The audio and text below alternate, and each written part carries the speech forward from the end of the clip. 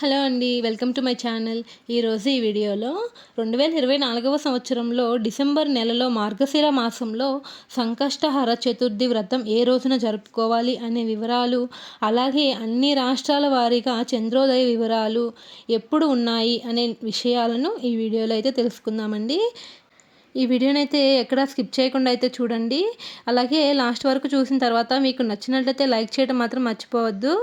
మానవుల కష్టాల నుంచి గట్టెక్కించే వ్రతమే ఈ సంకష్టహర చతుర్థి వ్రతం అండి. ఇంకా మనకు ఎటువంటి సమస్యలు ఉన్నా కూడా, అంటే ఎలాంటి సమస్యలు వచ్చినా కూడా, అంటే తీవ్రమైనటువంటి కష్టాల్లో ఉన్నప్పుడు కూడా మనము ఈ ఒకే ఒక్క వ్రతాన్ని చేసుకోవటం వల్ల మనకి ఆ కష్టాన్ని ఆ భగవంతుడైతే దూరం చేస్తాడండి. అయితే ఈ వ్రతాన్ని కనుక ఏదైనా సంకల్పం తీసుకొని, అంటే లేదా 3 నెలలు లేదా 5 నెలలు లేదా 1 సంవత్సరం పాటు ప్రతి నెలలో వచ్చే సంకష్టహార చతుర్థి నాడు ఇలా ఒక సంకల్పం తీసుకొని పూజ చేస్తే అతి శీఘ్రంగా మనం కోరిన కోరికలు అయితే ఆ భగవంతుడు నెరవేరుస్తారండి.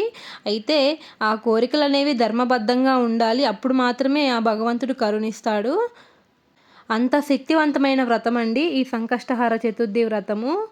అయితే ప్రతి నెల మనం ఎప్పుడు జరుపుకోవాలి అంటే పౌర్ణమి తరువాత వచ్చే చవితిని రోజు ఈ వ్రతాన్ని జరుపుకుంటాము. అంటే పౌర్ణమి తర్వాత వచ్చే చవితి రోజు సంకష్టహార చతుర్థి వ్రతం అయితే జరుపుకుంటామండి. 2024వ సంవత్సరంలో మార్గశిర మాసం డిసెంబర్ నెలలో వచ్చింది కదా. సో ఈ డిసెంబర్ నెలలో సంకష్టహార చతుర్థి వ్రతం ఎప్పుడు జరుపుకోవాలి అంటే స్వస్తి శ్రీ చంద్రమానిన శ్రీ క్రోధినామ సంవత్సరం దక్షిణాయనం హేమంత ఋతువు మార్గశిర మాసం ఈ రోజున చవితి తిథి సమయాలైతే ఇప్పుడు తెలుసుకుందామండి.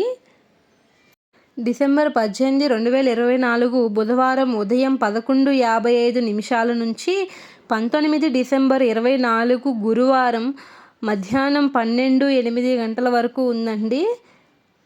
ఈ డిసెంబర్ నెలలో సంకష్టహార చతుర్థి ఏ రోజున జరుపుకోవాలి అంటే మామూలుగా మనము సంకష్టహార చతుర్థి పొద్దున స్వామివారికి పూజ చేసుకొని ముడుపు కట్టి సాయంత్రం ఆ ముడుపు విప్పి స్వామివారికి ప్రసాదం నైవేద్యంగా పెట్టి తర్వాత చంద్రునికి ఆద్యం అయితే ఇస్తాం కదండి. అలాంటప్పుడు మనము బుధవారం మాత్రమే చేసుకోవాలి. సంవత్సరంలో వచ్చే 12 నెలల్లో ఒక్కొక్క నెలకి ఒక్కొక్క పీఠం, అలాగే ఒక్కొక్క గణపతికి ఒక్కొక్క పేరు అయితే ఉంటుందండి. అలాగే ఈ నెల గణపతిని పూజించవలసిన నామం పేరు వచ్చి అఘురథ మహాగణపతి. అలాగే పూజించవలసిన పీఠం పేరు దుర్గా పీఠం అండి. ఇప్పుడు చంద్రోదయం ఎప్పుడు అనే సమయాలు అయితే తెలుసుకుందాము. ఆంధ్రప్రదేశ్లో 8:37 అలాగే తెలంగాణలో 8:45, కర్ణాటకలో 8:57, తమిళనాడులో 8:45 సూర్యాస్తమయం అవుతుందండి. చంద్రుడు వస్తారు. ఈ చంద్రుడు కొన్ని ప్రదేశాల్లో వర్షాల వల్ల రాకపోతే ఎలా చేయాలి అంటే మనము నెట్లో కూడా చంద్రుని ప్రతిబింబం చూసి ఆర్జ్యం అయితే ఇవ్వాలండి. కంపల్సరీగా ఆర్జ్యం ఇచ్చినాకే ఈ వ్రతం అనేది పూర్తవుతుంది. అలాగే ఈ వ్రతం చేసుకునే వాళ్ళు పాటించవలసిన నియమాలు, ఉపవాసం అయిపోయిన తర్వాత ఎలాంటి పదార్థం తీసుకోవాలి, అలాగే ఆ వినాయకునికి ముడుపు ఎలా కట్టాలి అనే దాని గురించి కూడా నేను పూర్తిగా వివరాలు అయితే నెక్స్ట్ వీడియోలో మీకు అందిస్తానండి.